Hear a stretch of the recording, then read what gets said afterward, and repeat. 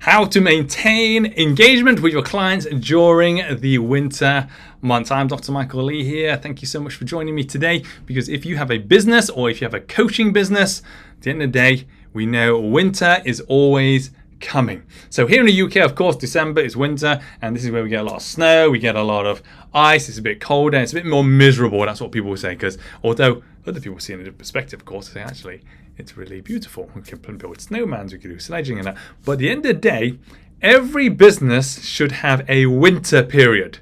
And what a winter period is, it's the season that is just a lot tougher than the good times, or the summer months, when we know that money's really just coming in constantly, and we get new clients left, right, and center. But then there's a quiet time that's like, oh, actually, why is winter here? And the question is that, what can I do in winter? Because if you're a business or you have a coaching business that you're thinking, my winter months take up the majority of my year, then there's a problem, because you're not getting enough people to help. And of course, then you're not getting enough income to make your business sustainable. And without enough income, then you can't even build it to even help more people. So actually everything fails. So it always starts with, how can you now make your winter months as good as your summer months? So let's unpack this. Ultimately, if you are looking to get new clients, it always starts with awareness. They need to know who you are. Because the fact is that you could be the best thing since sliced bread. But the fact is that if you're hidden underneath a rock, it won't even matter how good you are, because no one will find you. So you need to be putting things out there, whether it is on social media, whether it is on, some people use newspapers, radios, magazines, TV. But you just need to think, and a lot of people think, oh, but which one is the best for me, Michael? Well, the best for you is wherever your audience is hanging out the most.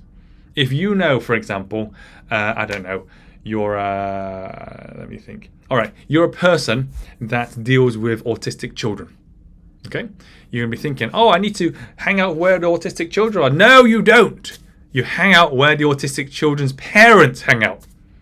Because ultimately, they're the ones that will be feeling the pain of, actually, I need to do something to help my children. And wherever they hang out, it might be, there may be a coffee club in a certain community center that they will hang out with. That's where you go, right? You may be thinking, oh, but I need to do social media. I do that. Yes, social media is helpful only if you target the right people. And you know how to do that as well. But you need to find, yes, where are your ideal audience? Then you can actually get them to be aware of you. And once you get the awareness, they need engagement. And engagement is, they actually start talking. Not only have they heard you, seen you, they've actually see what you can do. Now you need to get them to talk with you. Because as soon as you talk with you, then there's engagement to find out, actually, can you really help them? Because without actually really communicating, you'll never know. You really will never know. Because there's two things that are really important when it comes down to a client and a business relationship. Firstly, are they the right fit for you, because you don't want someone that just causes trouble, but also, are you the right fit for them?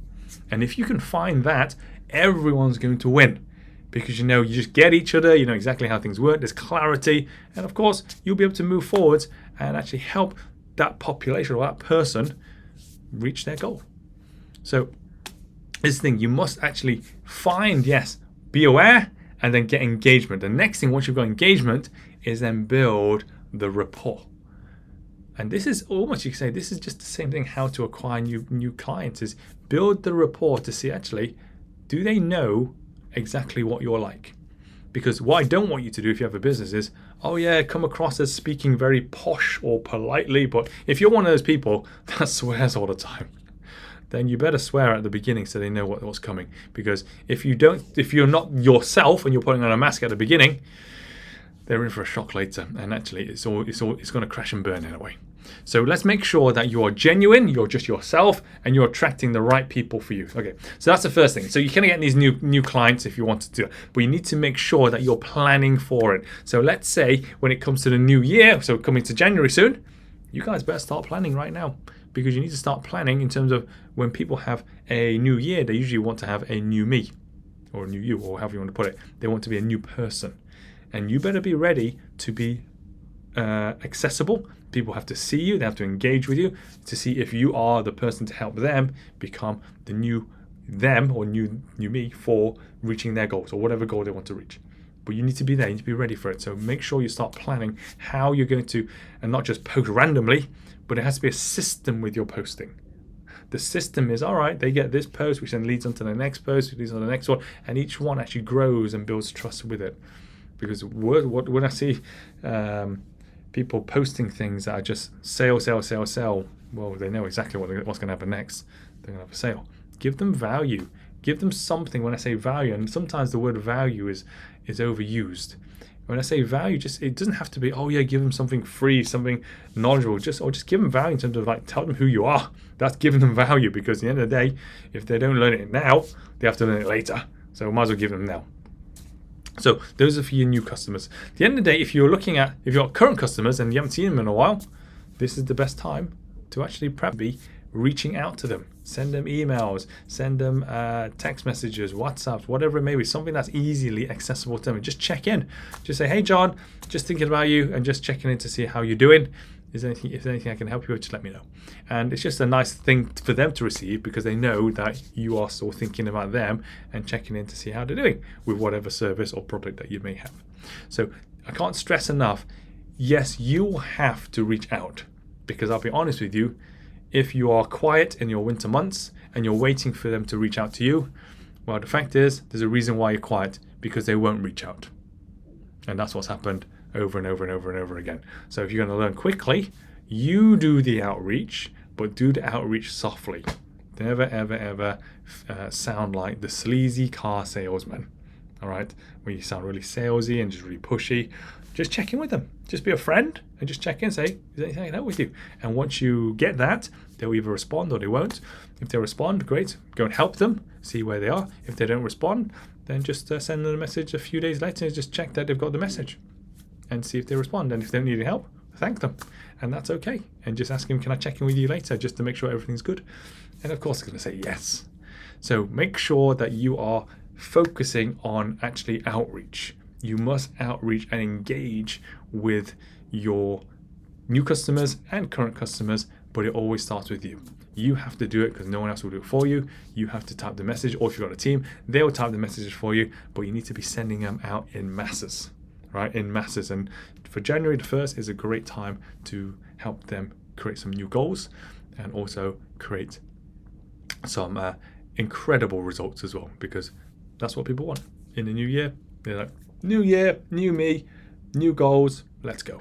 So let's make sure that you're reaching the right people. And of course, this is one of the things that I'm going to be offering you right now, is that, of course, if you find this really helpful in terms of gives you a bit of a sequence or a plan in terms of what you need to do for January, well, ultimately, I'm one of those that are really passionate on making sure everyone wins.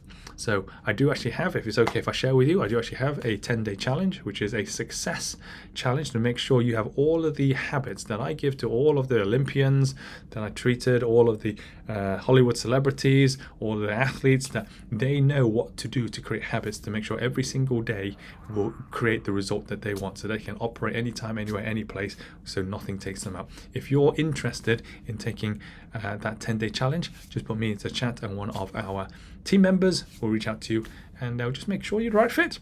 Just like exactly what I've just said on this live video, just to make sure this is for you, because the worst thing we could do is give you something that actually may not be the right thing for you, because we want to make sure this is for you and that you're going to succeed.